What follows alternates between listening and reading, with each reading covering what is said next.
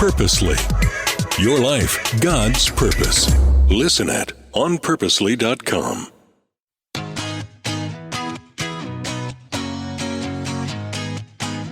Hey friend, I'm Julie Lyles Carr of the AllMomDoes Podcast, and today we are in part 2 of taking your questions, listener questions, and I'm sharing with you my thoughts and some of the things that might have worked for me, some things that might not have, but we're going to dive in and see what's going on in your mind, in your heart, the things that you're grappling with in your own family. If you haven't had a chance, go back and listen to last week's episode with a listener question. It was so good to get to hear from Brooke, and she was asking about how to be a great mom when you're dealing with anxiety and what that means. So go take a listen to that one if you haven't already. And today we're going to dive into a few more questions.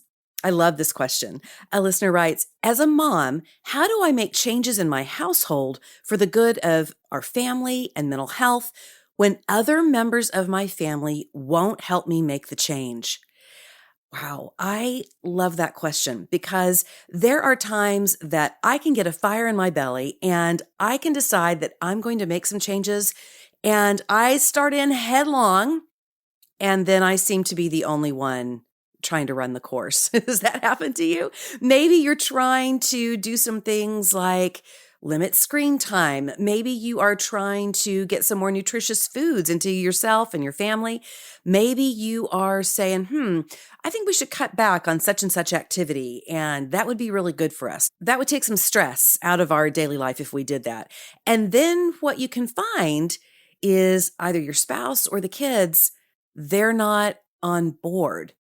So what should you do? Well, let me start out first by saying, I'm assuming this is talking about people in your immediate family.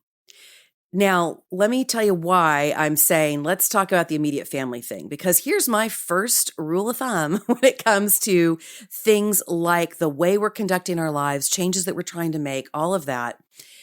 It needs to be the people in your household you're primarily working with on that.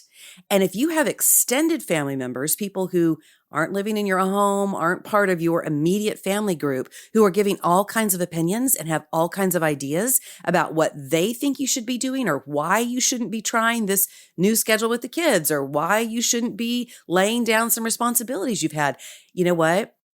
It's fine to appreciate people like that and to honor the fact that they're wanting what's good for you and good for your family. But I want to encourage you in this way. Don't feel responsible for making external family members happy with the choices that you're making in your own life. You know, we can have so many voices around us, right?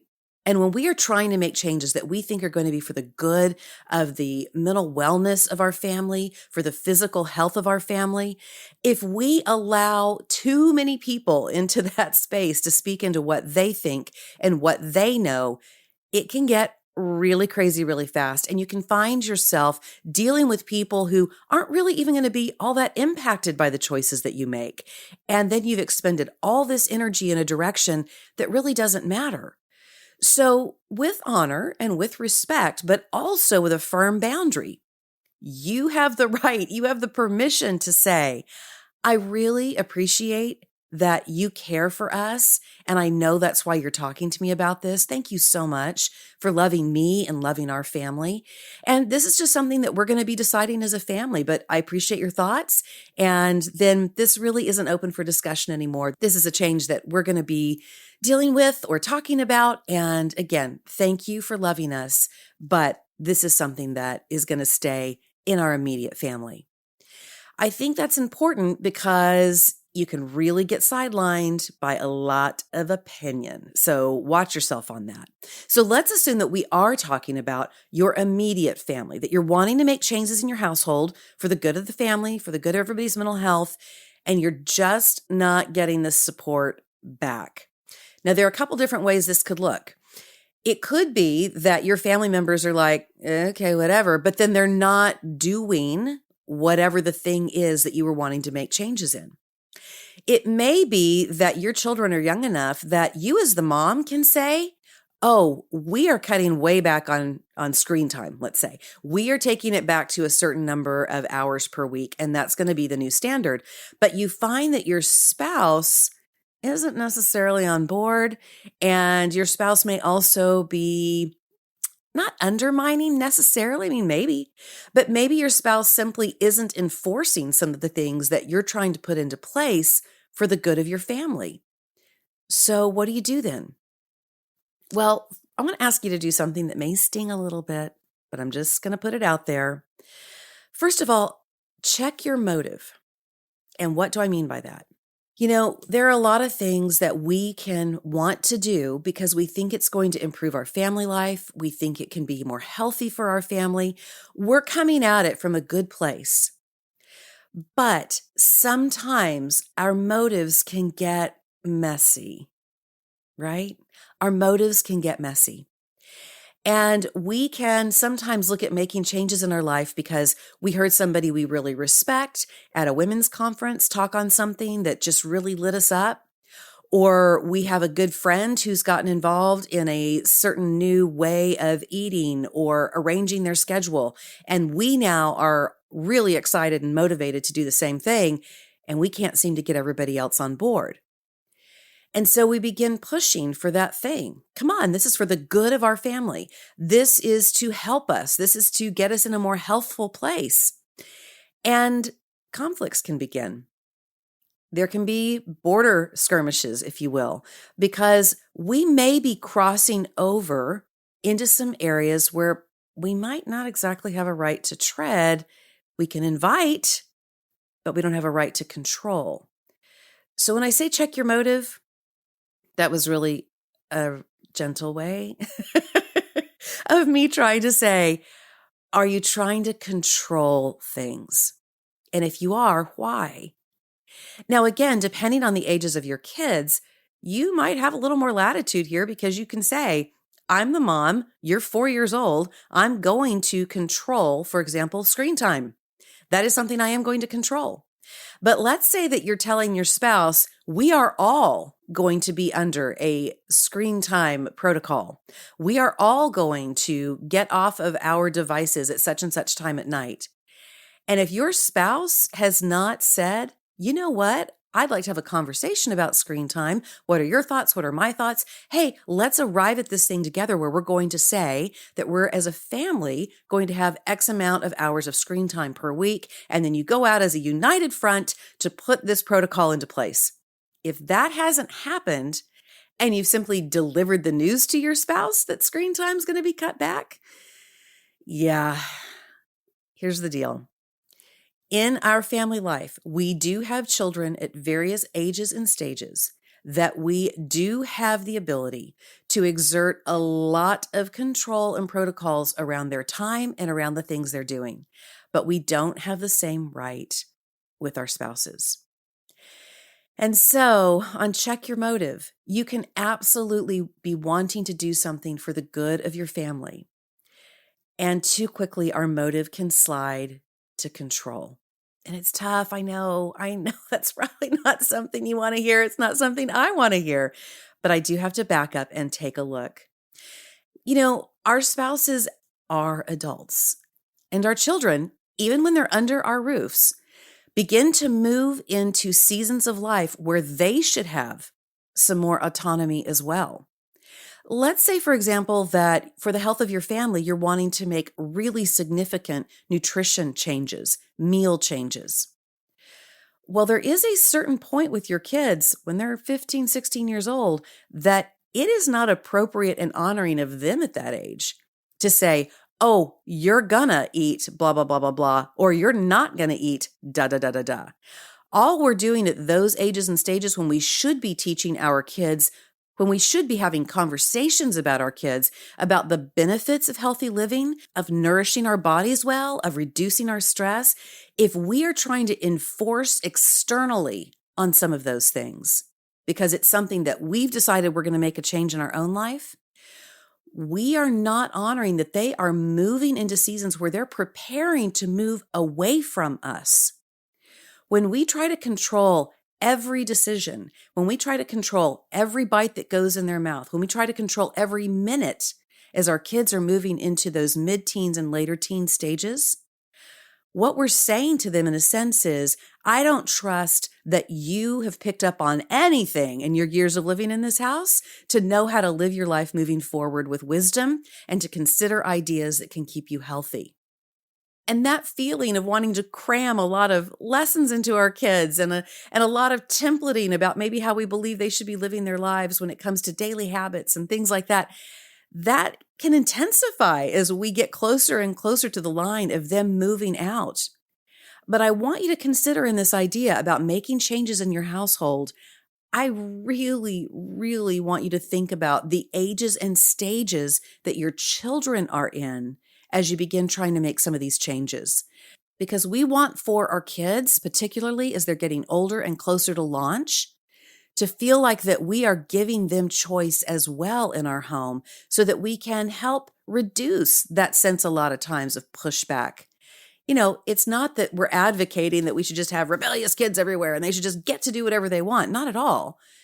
But if we are still trying to maintain such control over every aspect, because they are coming into launch years, because they are exploring and they need to know that we know they're going to be able to handle life as young adults, they're also going to need some more autonomy to make some decisions for themselves. So check that motive about why you're bringing this particular change into your home at this time. So the second thing that I want to challenge you with when you are bringing change into your household is to do this first, particularly if you're feeling some pushback from family. Change yourself first. I know. This is where I have struggled before, because when I get excited about something, I want all of my crew to come on board with me. And yet, the places that I have personally seen that I've been able to influence my family the most when it comes to lifestyle changes, mental wellness practices, things like that, has been when I have just, on my own, made the change and they've observed it over time. When they've observed me making healthier choices about meals, not because I'm talking about it all the time, not because I have an entire monologue built into it, when I'm just doing the thing. When I have increased my exercise habits and I've become more disciplined about getting out there. It takes a while, might take a few weeks, couple months, but sure enough, there will come that day when one of my kids will go, I think I'm going to go on a run. What's that app you've been using? Or another kid will say, you know what? I just feel like I need to get out and walk the block like you do after dinner. It happens. It really does. When I think about places where I've tried to reduce some stress in my life, I still have some family members who are absolute gerbils. That is for sure. One of my kids, who was one of my most late night people, observed that I was trying to wind down in the evenings. I talked about this in the last episode with a listener question about anxiety. I found that if I started trying to wind down more intentionally in the evenings, take things a little slower, be mindful about what I was watching and what I was listening to and all of that kind of stuff, that I was doing better at night. And it was helping reduce a lot of my stressful feelings the next day. I didn't really say anything about it. I didn't talk a whole lot about it. But that young adult in my life who's still living under my roof, he observed all that. And I'm telling you, it is wild. Again, given that I have all of these nocturnal creatures around me, he now is the one like clockwork. It's like, well, 10 o'clock, heading to bed. I can't believe it. But I will tell you, when your family members watch you do something that's good for you, when they see change beginning to come, and when they can trust that your motive in living this out is not about trying to control them, it's about living vibrantly, it's about living abundantly yourself, that can really bring people to a point of wanting to engage with you and walk alongside with you and begin to experience some of the changes that you've made. So think about that. Change yourself first and just see what happens with your spouse and with your kids who are old enough to really appreciate what you're doing. Just see what happens next. that can be a far easier and relationship preserving way to go about changes in your own life. And as part of that, I kind of have this separated in my own mind as like a part 3, like check your motive, change yourself first. And this kind of could maybe be combined into that second one, but maybe not. So we'll just try it this way. When without a word. There is a verse that I go to a lot in 1 Peter 3 that I think about a lot. And it says, be devoted to your own husbands so that even if some of them do not obey the word of God, your kind conduct may win them over without you saying a thing. For when they observe your pure, godly life before God, it will impact them deeply. Now, I'm assuming in this question, we're talking about lifestyle changes for health and for emotional wellness. And obviously, this verse was written specifically in context for women who were married to husbands who were not followers of Jesus. And this is Peter saying, hey, don't keep preaching at them. Just go win them without a word. So I'm not trying to take scripture out of context, but I do think the core wisdom of this, even when we're talking about lifestyle and habit changes, is really powerful. The more we try to harp at people on things, the more we try to push people into things, there are those people in our lives who will acquiesce, but maybe with some resentment. And then there are those people in our lives who are going to dig in even deeper and refuse even more. And so to be aware of who you're living with and how God wired them is really important. And for some of the people in your world, just winning them without a word is going to be so important to help open up the doors of possibility for the change that you're wanting to bring within your family. And it can be so hard when we're passionate about something. It can be really difficult when we know that if we could just make this one simple change, it would really green things up for our whole family. But I want to encourage you. You getting in there, you doing the work, and you doing it without talking about it a whole lot can sometimes be one of the most profound messages that you ever give. But I want you to hear me, friend. I understand. I so get it. It can be so hard when you are really making changes and you know that you could help make things better for your family and you feel like you're not getting the support that you need from your spouse or you're not getting the enthusiasm that you want for your kids. And so let's wrap up this question with this reminder. Once you have told your extended family, you need to stay on the other side of that line. And then when you've checked your motive, when you have started changing yourself first, without insisting that family be alongside. And when you begin winning your family without a word, because they see the fruit of the changes that you've made, I also want to encourage you to bathe all of those stages with a lot of prayer. I have had times in my life, I've had times in people close to me where there was change that was so badly needed and there was such resistance to that change. And it was painful to watch, because things were tougher than they needed to be. And my friend or myself, in retrospect, we were right about the things that needed to change. And it was hard to be patient and to wait. But I want you to bathe all of this in prayer, because I continue to be so blown away at how after I've done everything I know to do to try to change someone's mind or to try to help infuse healthier habits emotionally or physically, I've done all that I know to do. And then it will finally dawn on me, oh, maybe I should ask God to help with this. I'm telling you, there are times absolutely that you will find that God will come alongside and either the situation will begin to change or your heart will begin to change, or you will find the people in your life all of a sudden have a renewed excitement for the things that you have hoped they'd be willing to do to create greater health in your family. So be encouraged. Here's a second question. What if I see something in my kids I think needs to be addressed with counseling? How do I approach this with my kids? Oh, I just think this is such a great question. You know, part of this has to do with the age of your children. And this, what I'm going to say next, is not predicated on research. I don't have a scholarly article to give you. This is just mom experience over the years. And If it makes you feel better that I've got 8 kids, so I've walked this a few times, or if you feel like, I don't know, that Jules, she's kind of a cautionary tale, you decide. But what I will tell you is this. I do think there are certain ages that if we are seeing some things that are concerning us, we just pick our kids up and go. We explain why, but we don't necessarily just say, what do you think about doing this? It's up to you. Now, that really to me would be kids up until the ages of 8, 9 years old. And I think what will surprise you is most kids, if they are wrestling with something, let's say that they are dealing with being bullied at school and you're concerned, you're seeing this play out. Their enthusiasm for being in class is dropped. You're just seeing their entire countenance kind of come down. I think what you're going to find is they're going to find relief when you say, let's go get some tools for working with this bullying situation. Let's see what we can do to get you some help so that you don't have to feel this way anymore and you have some things that you know to do when you're faced with this situation.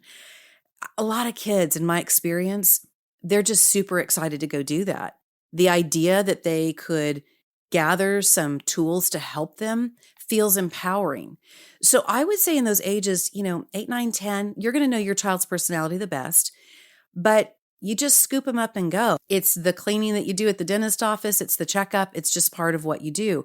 And if you make it part of how your family does things early on, then it can help prevent it becoming something that feels like, wait, what? You want me to do what? We've never done that before. We've never, So when you can start early this conversation about there are great people out there, they help give us tools when we run into hard situations. Let's go in and have you talk to so-and-so. I think that is very, very powerful at those ages. When your children begin to get into those early preteen years, it is best, you're going to find the best result if they feel like they are part of that decision. I've talked about this before. I addressed it a little bit in the question that I was talking about just previous to this one. We are working hard in those preteen ages to begin building into our kids' minds that they are going to be launching in a few short years. And we want to be alongside them and help them in every way that we can because we know they're going to be amazing young adults. If we give them a message that we think that they are incapable of making decisions, that they're being dumb, all those kinds of things, we're not going to walk in cooperation with each other.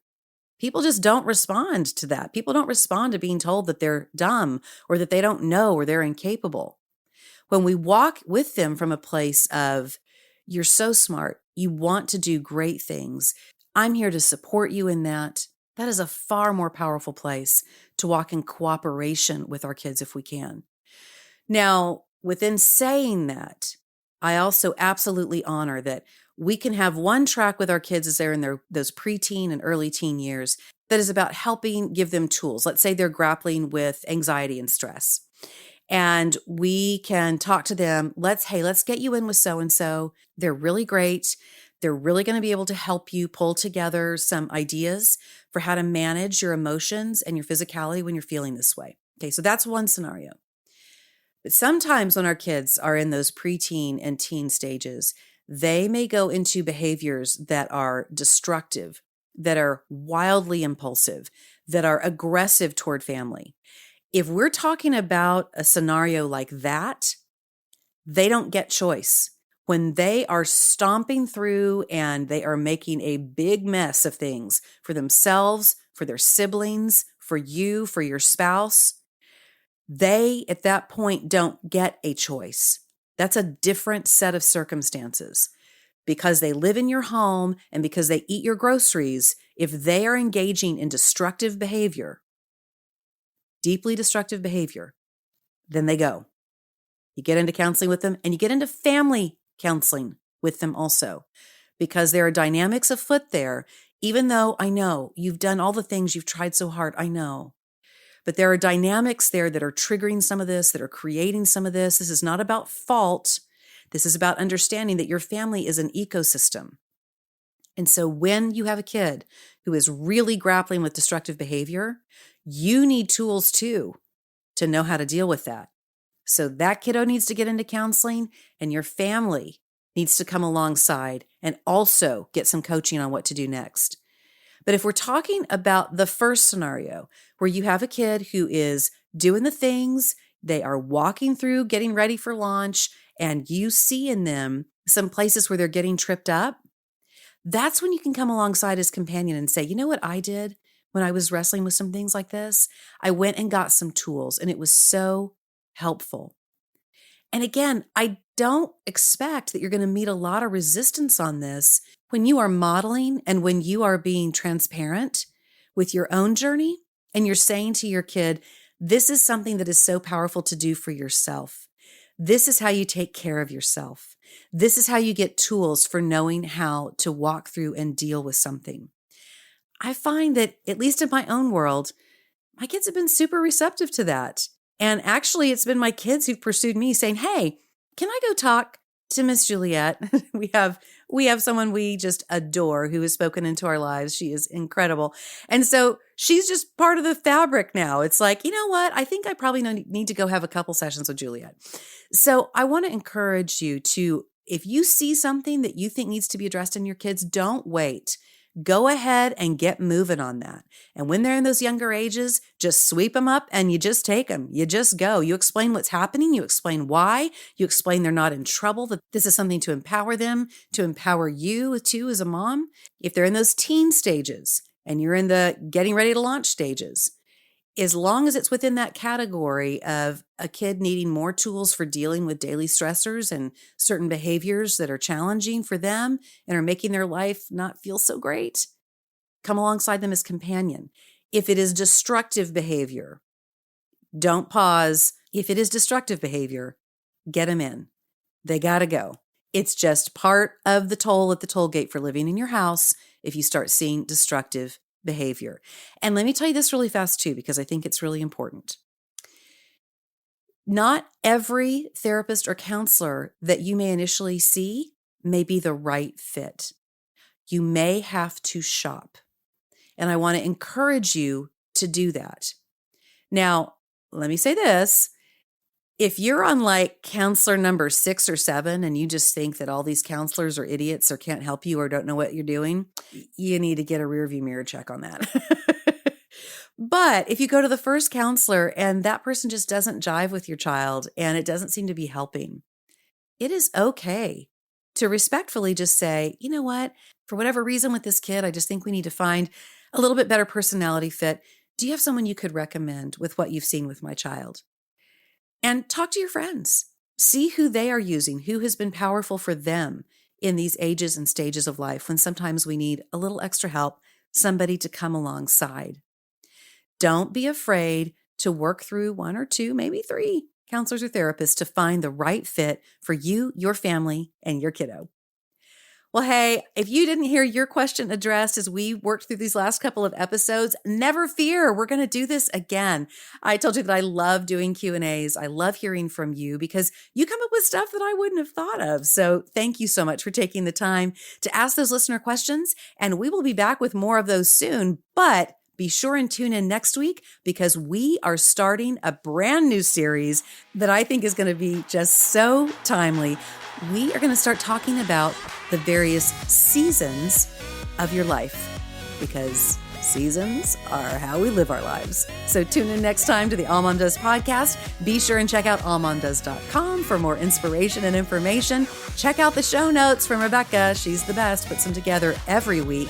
And I'd love to talk to you too. I'm usually over on Instagram at Julie Lyles Carr. You can DM me there. I'll see you next time on the AllMomDoes podcast.